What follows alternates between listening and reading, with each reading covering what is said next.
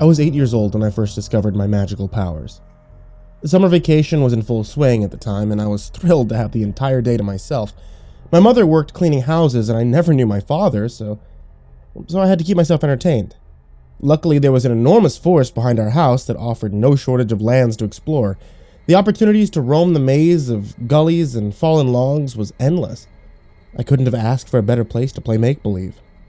One day, I was on another voyage through the woods when I came across something I hadn't seen before.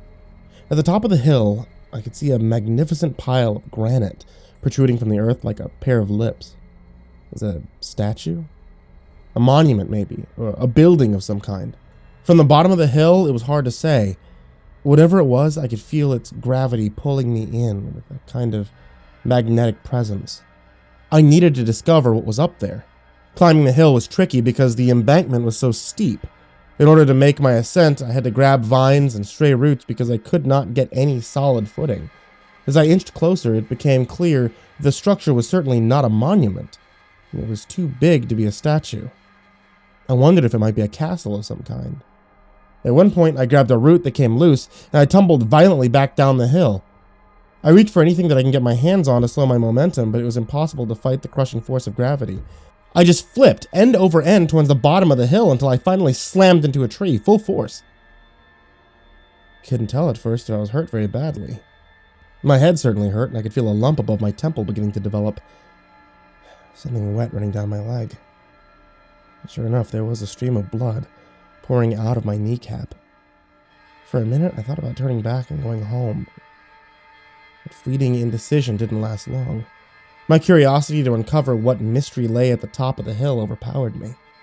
I picked myself back up and I started marching towards the embankment, although more slowly this time. After it seemed like hours, I finally reached the summit so that the stone structure came fully into view.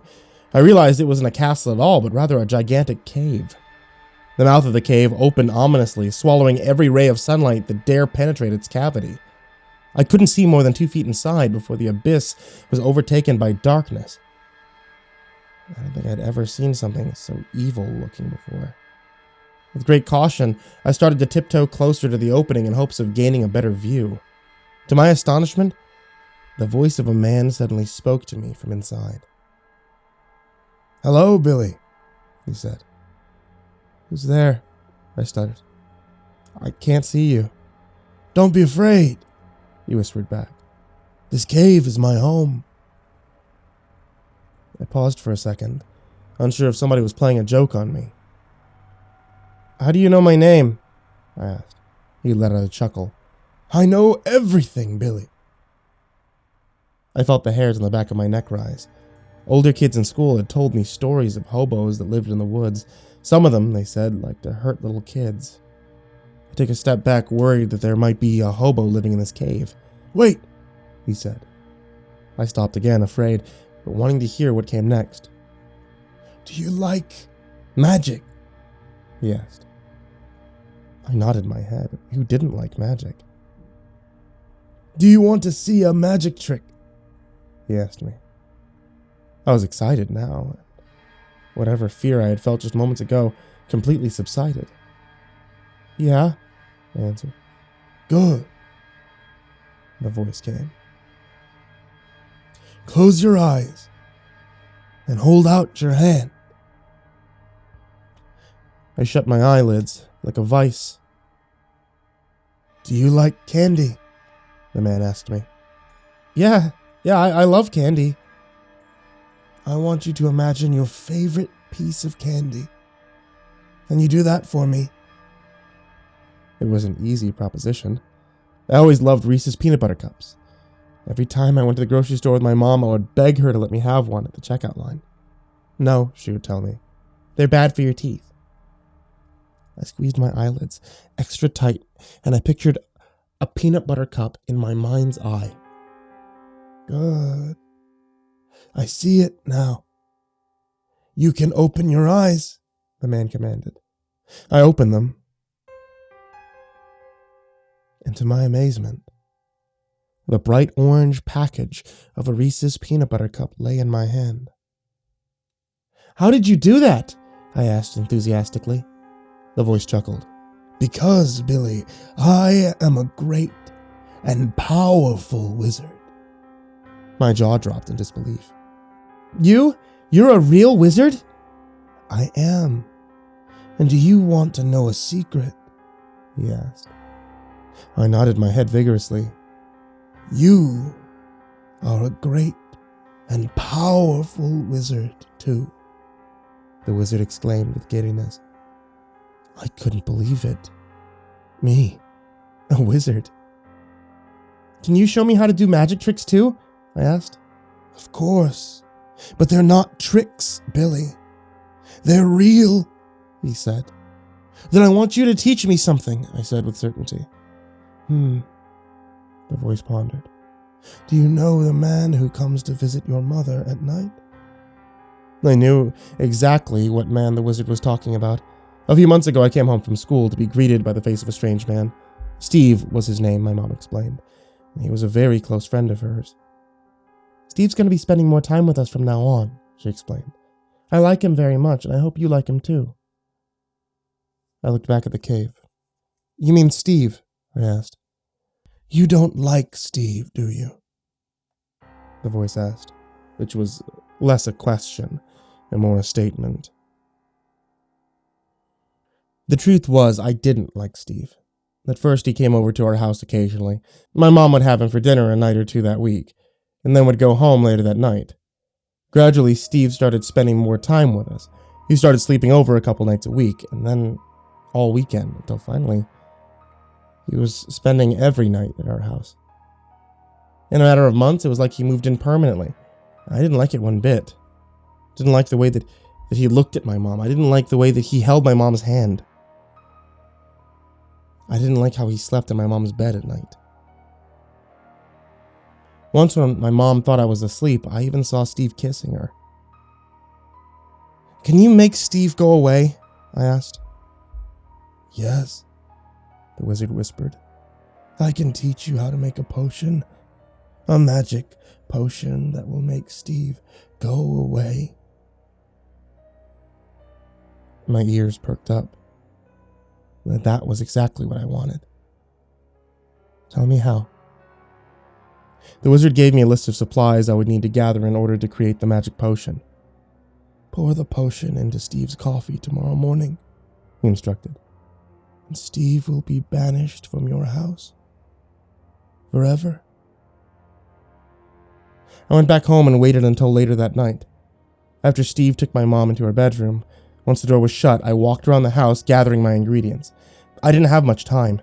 I took sugar from the pantry, 2 spoonfuls, just as the wizard instructed, and dumped it into a plastic cup. I knew exactly where to find the next ingredients. My mom kept it in the cabinet underneath the kitchen sink. There was a bottle of blue liquid that my mom would spray on the windows to clean them off. Sometimes she'd let me help her, and the smell would make the inside of my nose burn. I poured it into the cup. The next ingredient was harder to find, but I remembered seeing my mom leave it on a basement shelf. The bottle was red, and the picture of a mouse was on the cover. What's that for? I asked my mom one time. Sometimes I feed this to the rats to make them go away, my mom explained. It made sense why the wizard told me to include that in the magic potion. After all, by my estimation, Steve was not much different from a rat. If this powder could make rats go away, surely it would make Steve go away. I took the container upstairs and dumped a handful of pellets onto the counter. Taking a rolling pin, I crushed the pellets into a powder and mixed them into the plastic cup. The potion was finally ready. I uttered the magic words. I felt the magic power tickle my hands. That's how I knew the spell was going to work. I hid the potion underneath the sink near the back of the kitchen cabinet and went to bed. Tomorrow was going to be a good day. I woke up to the smell of bacon the next morning. And as I walked down the hall to the kitchen, I paused briefly to peer into my mother's bedroom. I could see the lumpy outline of Steve fast asleep under a mass of twisted bedsheets. His chest rose and fell in rhythmic cadence, completely unaware that I was about to banish him from our house forever. I skipped into the kitchen and gave my mom a hug. "Good morning, Mom," I said. "Good morning, Billy," she said with a smile, kissing me on the forehead. She gave me a helping of bacon and eggs before asking, "Is Steve up yet?" "I think he's still asleep," I shrugged. "I'll go wake him," she smiled. She poured Steve a cup of coffee on the counter, then left to wake him up. I waited until I was sure my mom was gone, and then opened the kitchen cabinet to fish out the magic potion. I would need to work quickly. I pulled up a chair to the counter and poured the content into Steve's coffee, careful not to spill any. It wasn't long before Steve lumbered into the kitchen with my mother. His hair was an absolute mess, and I couldn't help but think how ugly he was. I scowled at him, and he gave me an unintelligible grunt in return. I watched him carefully as he picked up his morning coffee, leaned against the counter reading a Sports Illustrated magazine. He took a sip and furrowed his eyebrows looking at the cup. "New creamer?" he asked my mom. "Yes, hazelnut." My mom smiled. Steve nodded approvingly. "It tastes good." I watched Steve slowly, and it didn't take long for Steve to gulp down the rest of his mug, flipping each page of his magazine with an emphatic slurp. By the time he looked up, I could see that the magic was already taking effect. All the color drained from his face, and he placed a hand on the counter to steady himself.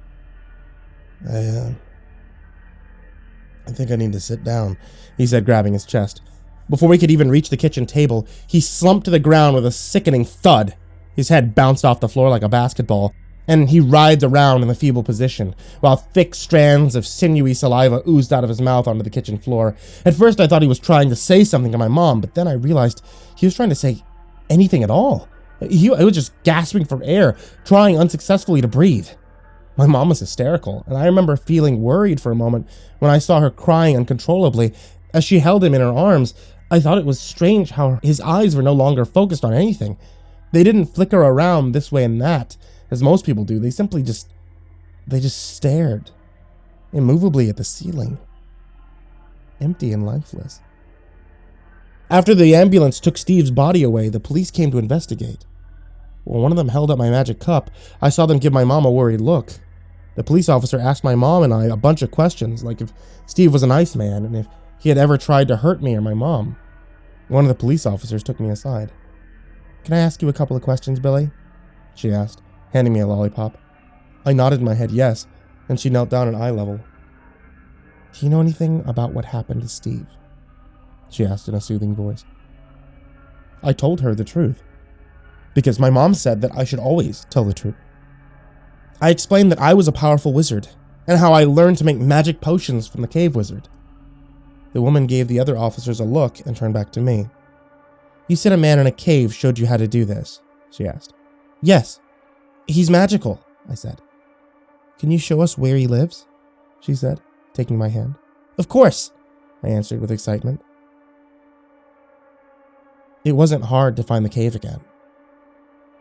I led the police officers to the opening and pointed into the darkness. The wizard lived inside, and he was my friend, I told them. "Hello?" I shouted into the abyss. But this time,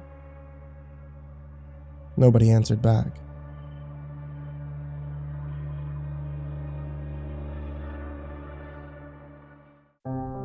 Hey there kids, it's me, Mr. Creepypasta, and I just want to make sure that all of you guys are still staying safe and doing your best to stay inside and keep yourself quarantined if you can do so. For those of you who can't, really appreciate you guys doing what you have to do. So, all the best to all of you who are still working, and all the best to all of you who are forced to kind of stay home and are not able to work. If you guys are missing out on a lot of the conventions, which at this point, all of them that I was planning on going to this year with the exception of San Japan, looks like have been either canceled or pushed back. If you guys were looking forward to any of the conventions this year and are missing out on a lot of the artwork from some of your favorite authors or artists, take a look in the description down below. At least until the quarantine is over, you'll be able to find links to a bunch of my artist friends as well as authors in the description of every video.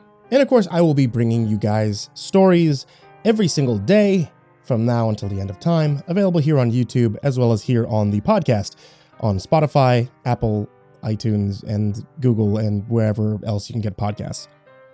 And now a very special thank you, big thank you, the biggest thank you I can possibly give to all of you who support on patreon.com/MrCreepypasta, who help keep the lights on in my house. Patreons such as Jordan Alexander Sanchez, Ken Lando Higuchi, Brianna Van Tine-Janzen, Chompski, TheRedOakShieldVirus, Sindee Barney, G. Weevil3, Diana Kraus, Stephen VanHuss, Tristain Pelton, Nico, TheGingerBroz, Dante Rowe, Raphael Rodriguez, Lastbladesong, Eliminator86, Nebsky, SteampunkSinner, Kaleb Dougal, Daniel Poulsen, Sky Harbor, The Homeless Bird 93, Gabrielle Undefined, Barbie Carmen, Liam Newman, Aaron Stormcrow, Dr. Strawberry, Barbara Maceo, Thomas Burgett, Azazel Rotten, Let's Get Scared, S-Man, Brandy Hasanori, and King DDD. Thank you guys so much for supporting on Patreon, as well as all of you that are shown in the description down below. And sweet dreams, everyone.